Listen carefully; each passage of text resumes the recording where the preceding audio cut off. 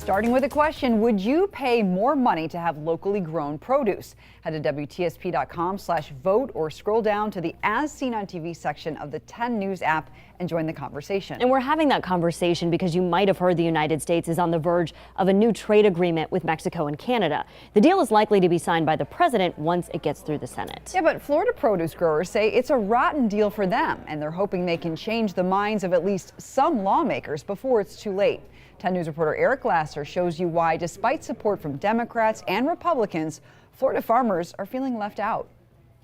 It's a big problem for us. Matt Park's family has been operating Parksdale Farms, living with the sting of the North American Free Trade Agreement, or NAFTA, for decades. Cheap labor and government subsidies south of the border making it difficult to compete. I would have to say there was about 200 growers, individual growers, 250 growers, and now we're probably down to about 70 or less. It's why Park and other Florida farmers have taken issue with the new trade deal that's likely about to take NAFTA's place. The U.S., Mexico, and Canada deal might level the playing field for other industries, but when it comes to Florida's growers, we're not in it. That's it. Farmers had hoped the new trade deal might reverse what's been a devastating trend. In the last decade, Florida's tomato, strawberry, and bell pepper crops have all declined sharply, while imports of those same items from Mexico all increased. Of course, if U.S. growers had their way, it might also boost prices. Price is always a consideration, but where it makes sense and it's reasonable, I'd always prefer to support local businesses. You know, it's good for business, good for the environment,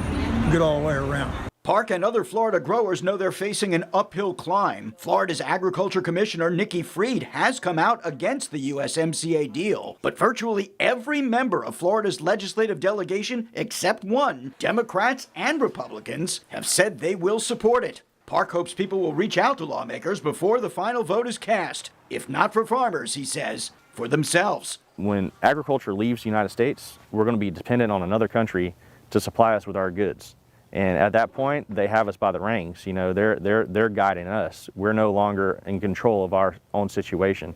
And that's the worst thing that could happen to the United States.